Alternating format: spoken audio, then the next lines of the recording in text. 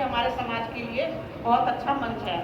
चाहे संगीत के हिसाब से देखिए, चाहे क्रिकेट अकेडमी बनाई है, ये बहुत बहुत अच्छा काम करा है। ये बच्चों में एक नई चेतना आ रही है, चाहे वो संगीत के माध्यम से हो, चाहे वो क्रिकेट के माध्यम से हो और खेल माध्यम से भी हो।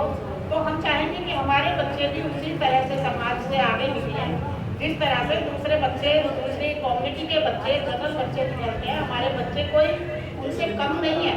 हमारे बच्चों में बहुत ज़्यादा लगन से काम करने की तमन्ना होती है और उनको मौका नहीं मिलता, इसलिए वो आगे नहीं बढ़ पाते।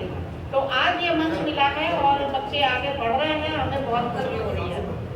बाबा साहब जी का कल जन्मदिन है, इसके लिए हम ये कहेंगे कि देखो, बाबा साहब ने जो उस टाइम में काम किए हैं, बहुत अच्छे अच्छे काम किए हैं। हमारे समाज का उद्धार उन्होंने ही किया है, नहीं तो जानवरों से भी बदतर हमारी जिंदगी थी।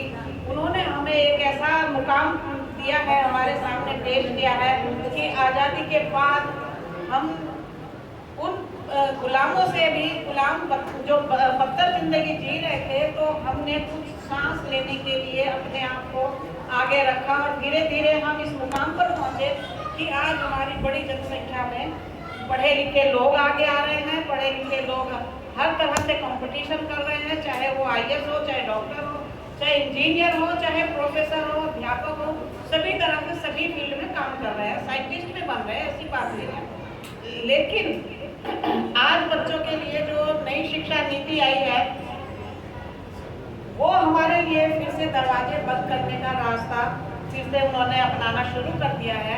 स्कूल बंद हो रहे हैं। आपको ताज्जुब होगा कि 2018-19 के बाद से अभी तक पूरे देश में 60,000 से ज़्यादा स्कूल हमारे बंद कर चुके हैं।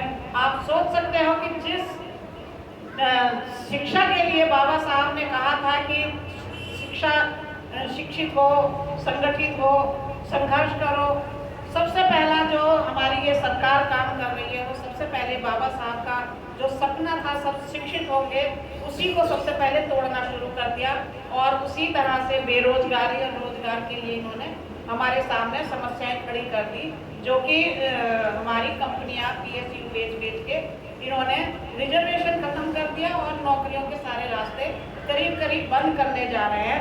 आप समझ सकते हो कि डिजिटल करके ये हमारी जो बाबा साहब ने जिसको थीसिस को लिखा, रूटीन की प्रॉब्लम बताई, उनकी रिसर्च हुई, आज डिजिटल करके उन बैंकों को खत्म किया जा रहा है और गरीब आदमी का लेना देना, जो पहले होता था कि सामान बेच दिया, गेहूं के बदले हमने कुछ और सामान ले लिया और चीज़ों के बदले हमने और कुछ सामान ले लिया, वही डिजिटल कर करके आज ये हमारे सामने वही गरीब आदमी के लिए समस्या खड़ी करेंगे। अमीर आदमी तो डिजिटल कर लेगा, लेकिन जब कैश नहीं होगा गरीब आदमी के पास, वो कहाँ से खर्चा करेगा अपना।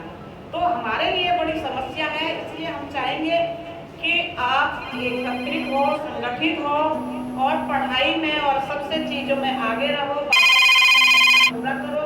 हमारे हिसाब से सबसे बड़ी चीज़ श्रद्धांजलि उनको, बाबा साहब को जन्म दिवस मनाने के लिए यही होगी कि हम उनके आगे झुके नहीं, हम उनके सामने पहाड़ की तरह खड़े होकर बाबा साहब का सपना पूरा करें, चाहे वो शिक्षित